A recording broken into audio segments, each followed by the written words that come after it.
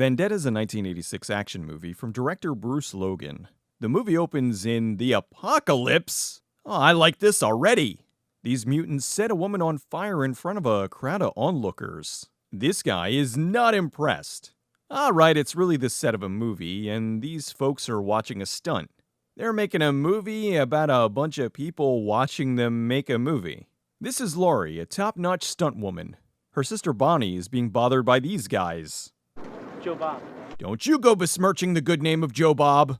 This was the last shot of the day, so they go to celebrate at the local bar. The bar is closed for the rap party, which upsets the yokels. I am so confused by this band. People all have swimming pools, fancy foreign cars, and David screaming sirens galloped into town. It's like they mixed the look of new wave with hee-haw. Bonnie goes outside for some air and Joe Bob passes by. She should have gone back inside, but instead she goes with Mr. DUI. He proves the only way he can get women is with a gun. This is the beginning of every Lifetime movie from the 90s. Bonnie gets the gun and manages to kill Joe Bob. Laurie hears the shot and sees the aftermath. We cut to the court case, and oh no, it's Grandpa! What about you, boy? You been good all year? The judge declares Bonnie's guilty of second-degree manslaughter and is going to prison for 2 years. It's terrible, but on the plus side, Joe Bob's still dead. Bonnie gets taken to prison, and whoa, that is some big hair. Every prison movie has a scene where the fresh meat gets paraded in front of the inmates. Is this a thing that happens, or just another Hollywood cliche? This one's wearing a black shirt and gigantic glasses, so she must be the ringleader. Oh, my mistake. The ringleader is Mac's mom, Kay. She chases all the inmates out of the shower so she can confront Bonnie's body double. They get into a fight that I can't even show you any footage from because YouTube doesn't allow nudity, even if it's censored. Try to wrap your head around that one. The guards come in and break up the fight. This is Miss Dice. Oh! She's the head prison guard. Bonnie's on laundry duty. She's making friends with 2 of the other inmates. Just then, Kay and the gang show up. We know her name's Kay because she has one embroidered on her jumper. She's like the women's prison version of Laverne. The girls kick out Sylvia so they can beat up Bonnie. She does a good job of defending herself, but unless you're Cynthia Rothrock, you ain't winning 6 against 1. They drug her and drop her body, and that's not the same. Oh, it's her sister doing a stunt. Pretty neat transition. Laurie's channeling Dale Bozio. Laurie goes to answer the phone. She gets a call telling her about Bonnie. Has your sibling been drugged and killed in prison? Why not have a refreshing A&W root beer? Laurie goes to check the body in prison to see it's covered in bruises. She yells at the coroner, who declared her death as suicide. They go to talk to the judge to ask to reopen the case, but that doesn't go so well. Laurie comes up with a plan. The next day, the judge is out to lunch, so she takes his car out for a joyride, as well as a little mayhem. After the police catch up, she wrecks the car. Alright, no helmet or stunt padding. How does she not have spinal trauma? She's in court and it's the same judge whose car she stole? No way would this happen. The judge would be recused. This is a massive conflict of interest. Anyway, in movie land, the judge decides to be lenient on Laurie because of the emotional stress she's been under. She doesn't like this because she wants to go to prison. So the judge abides and she's off. Wouldn't they have already taken her earrings? Kay's getting ready for a date while her cronies are weighing drugs. Not even trying to be sneaky about it, huh, ladies? Is that a Manowar cover? Officer Not Chuck Norris seems to be one of the good guys. Would you like to play with my nightstick? Okay, make that one of the less bad ones. The guard's giving Laurie the tour. She gets put into a cell with Conchita, who doesn't like her. The guard takes Kay to Rico Suave for a conjugal visit. Oh no, please no. Oh God, no! This is one of those times you should be glad I can't show you this. About 2 months ago, I had to suffer through this, and I made the audience suffer on Twitch movie nights, Fridays and Sundays, link below. After the horror we just witnessed, the guy gives her some drugs to smuggle into the prison, and they go exactly where you think they would. This is traumatizing! Laurie goes to talk to the warden. Since it's a for-profit prison, she has to go work in the motor pool. Over at the mess hall, Kay and the gang get special treatment. Meanwhile, everyone else is eating slop. Excuse me, do you have gluten-free slop? Sylvia goes to get high, and Kay finds her stash. Later at the prison gym, Sylvia's going to talk to Kay. Oh, this won't end well. Kay has the girls traumatize her with weights until she lies and blames someone else for stealing her dope.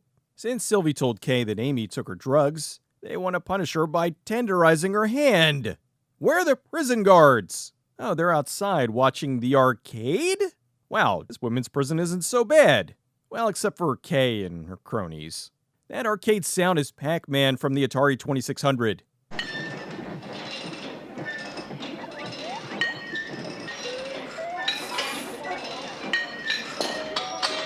That sound's burned into my subconscious.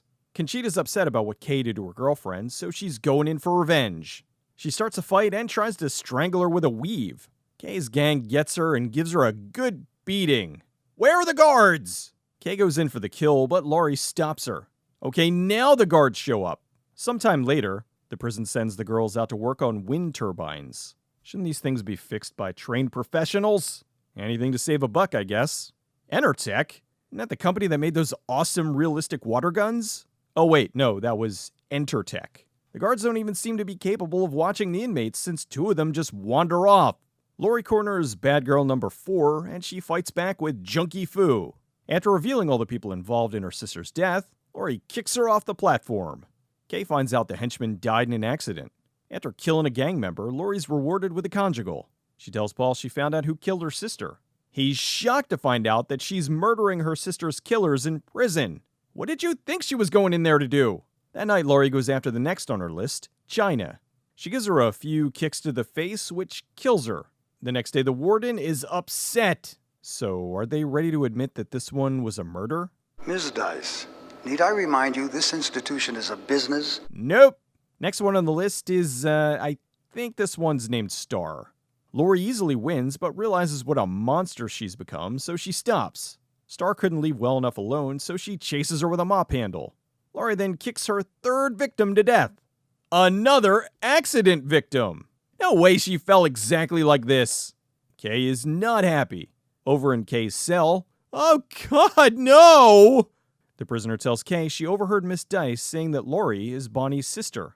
So the next day, she drops a car on her. That night, Half Nelson is doing some community service. I need a man. Hey, come on, I already serviced 3 girls today. The next day, these two are wrestling for a spot on American Gladiators. Dee Snider picks a fight with Laurie. The guards stop the fight. Kay has her privileges revoked, and Laurie gets put in solitary. That night, the prisoners get a pretty convincing Prince impersonator. After the concert, she's going to make him some blueberry pancakes. Officer Sweaty goes to see Laurie. He cuffs her, and oh no. Laurie fights him off, thankfully, and gives him a Johnny Cage fatality.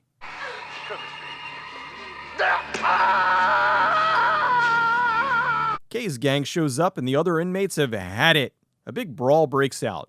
I didn't know the Paul brothers had a sister. Laurie fights this girl again and throws her stunt double down the stairs. The guards turn on the riot control and gas the girls. So, of course, everyone's knocked out except for Laurie and Kay. I should kill you. Yes, you should. You spent the whole movie killing just to get to this point.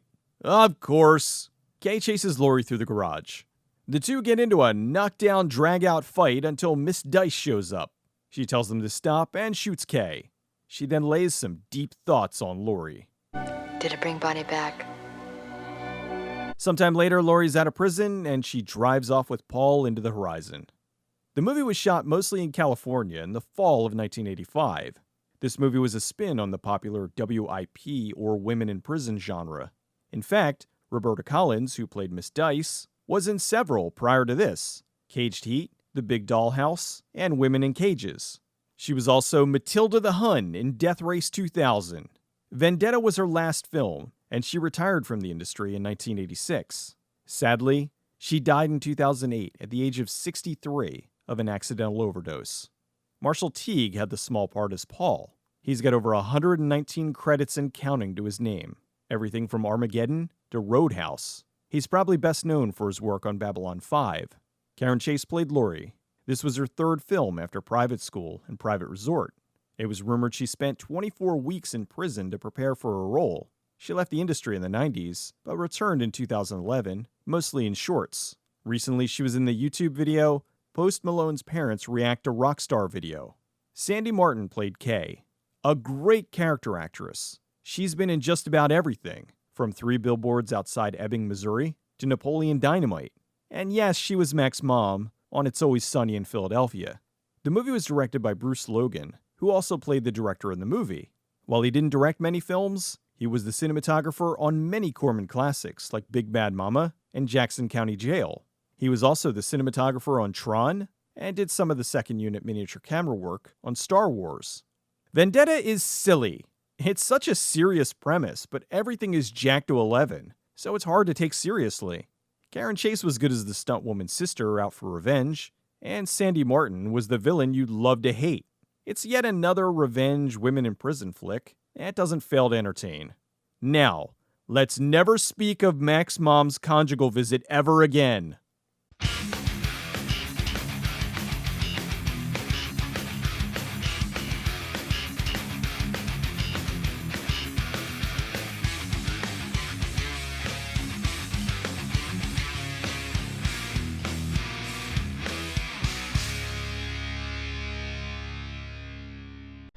I'm not some cryogenic fuck that warms up every time you come jamming around.